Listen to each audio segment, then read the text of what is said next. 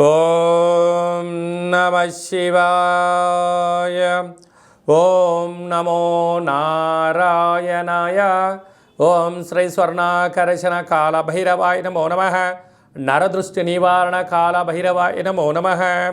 ఓం సూర్య అరిష్టేతు సంప్రాప్తే సూర్య పూజాంచ కారయేత్. సూర్య ధ్యానం ప్రవక్ష్యామి ఉపశాంతయే. హరి ఓం. మా ఛానల్కి స్వాగతం. చూస్తున్న వీక్షకులకు, ప్రేక్షకులకు, ప్రియ కాళభైరవ భగవద్బంధులకి స్వాగతం పలుకుతూ మమ్మల్ని ఎంతగానో ఆదరిస్తూ ఉండబడినటువంటి ప్రియ సోదరీమణులకు అందరికీ కూడా, సనాతన ధర్మ వీక్షకులకు, సంరక్షకుల అందరిపైనను రథసప్తమి అనగా సూర్యుడి యొక్క జయంతి సందర్భంగా అందరికీ నిండు నూరేళ్ల ఆయురారోగ్యాలను ప్రసాదించాలని సూర్య భగవానుని వేడుకుందాం. ద్వాదశ రాశుల్లో గ్రహ గమనాన్ని ఒకసారి వీక్షింపచేద్దాం.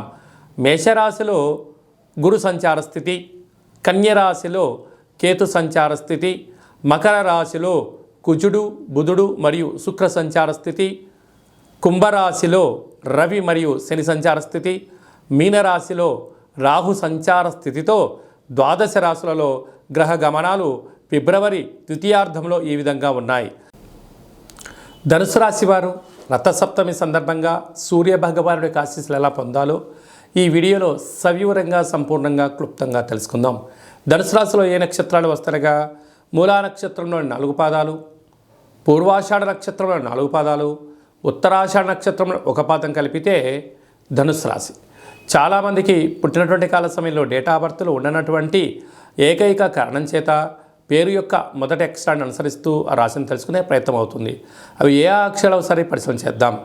ఏ, యో, బా, బి, బు, ధ, బా, డా, బే అక్షరాల వారందరూ కూడా ధనుసు రాశి జాతకులే. ధనుసు రాశికి అధిపతి దేవగురు బృహస్పతి.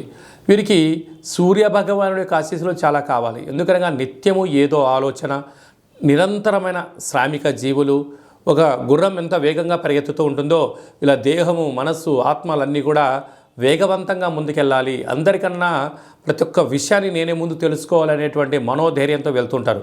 కనుక వీలైనంత వరకు ఈ రథసప్తమి రోజున మంగళస్నానం ఆచరింపచేసి పసుపు నీళ్లను సూర్యభగవానికి అర్ఘ్యంగా వదిలేయడము, పసుపు పుష్పాలతో భగవంతుడికి అర్చన చేయడము, ప్రతిరోజు వీలైతే ఆ సూర్యభగవానికి అర్ఘ్యము, నైవేద్యము, ఆసనము, ముద్రలు, సూర్యోపాసన చేయడం వలన ఆరోగ్యవంత జీవితానికి మీరు స్వాగతం పలుకుతారు అని చెప్పి గమనించగలగాలి. అలాగనే ధనవాకు కుటుంబ స్థానంలో కుజుడు, బుధుడు, శుక్ర సంచార స్థితి ఉండడం వలన, కుజదోష ప్రభావం కారణం వలన బంధువులు, మిత్రులు, స్నేహితులు, సన్నిహితులు మీకన్నా మీ దగ్గర ఉండబడిన ధనం గురించే వారి ఆలోచన విధానం ఉంటుంది. మీరు ధనం ఇస్తున్నంత వరకు మీరు వారి దృష్టిలో దేవుడు, దేవతతో సమానం. ఏ ఒక్క రోజైతే డబ్బులు ఇవ్వడం మానేస్తారో మీరు వారికి దయ్యంలా కనపడడం, వారే మీకు శత్రువులు అవడం, మిమ్మల్ని వెన్నుపోటు పడవడానికి కూడా వాళ్ళు ఏ క్షణం కూడా ఆలోచించరు అని గుర్తుపెట్టుకోవాలి. అందరూ కూడా మీతో మానవ సంబంధాలుగా మీరు చూస్తూ ఉంటారు, వారందరూ మిమ్మల్ని ఆర్థిక సంబంధాలుగానే మీరు చూస్తున్నారు. కనుక దయచేసి ఎవరిని అధికంగా నమ్మడము, వారి బంధువులని, మిత్రులని, అత్తని, మామని, ఆడపడుచులని, అన్నదమ్ముళ్ళని, అక్క చెల్లెలని అనుకుంటూ ఉంటారు. కనుక వీలైనంత వరకు ప్రశాంతంగా ఉంటూ చిరునవ్వుతో కాలం గడుపుతూ ఈ గడ్డు కాలాన్ని నెట్టు వేయడం చాలా మంచిదని చెప్పి మీరు గుర్తుపెట్టుకోగలగాలి. అలాగనే తృతీయంలో ఏడాది తర్వాత రవి చేత శని భగవాను కలిసి ఉండడం వలన తల్లిదండ్రులే, అన్నదమ్ముళ్ళే, అక్కా చెల్లెళ్ళే, పార్ట్నర్షిప్ వ్యవహారం చేసే వారితో కొద్దిపాటి భేదాభిప్రాయాలు చాలా అధికంగా ఉన్నాయి. తస్మాత్ జాగ్రత్త. అర్ధాష్టమ రాహు మనశ్శాంతి లేకుండా చేయాలని చెప్పి మిమ్మల్ని కొందరు పనిగట్టుకొని తిరుగుతున్నారు. పై అధికారులు, సహ ఉద్యోగస్తులు ఉన్నారు. కనుక మౌనం, దుర్గామాత ఆశీస్సులే మీకు శ్రీరామ రక్ష. సంతాన స్థానంలో గురు సంచార స్థితి ఉండడం వలన పిల్లలు, చదువులు, అభివృద్ధి మీరు ఎంత దృష్టి పెట్టినా వారిలో కూడా మార్పు కావాలని చెప్పి మీరు ఎప్పుడైతే అనుకుంటారో అదే మీకు విజయానికి నాంది అని చెప్పి మీరు గుర్తుపెట్టుకోవాలి. రాజ్యస్థానంలో కేతు, ఇది అద్భుత యోగం. మీ యొక్క దూరపు చూపు, మీ ఆధ్యాత్మికత, మీ సలహా సూచన మీకు మంచిదా యోగదాయకం. అలాగనే సాఫ్ట్వేర్, హార్డ్వేర్ ఉద్యోగస్తులు, యానిమేషన్స్, క్రియేటివిటీ రంగాలు, యూట్యూబ్ ఛానల్స్, న్యూస్ రీడర్స్కి, వ్యవసాయ సోదరీమణులకు, డాక్టర్లకు ఇది చాలా మంచి కాలము అని చెప్పి గమనించాలి.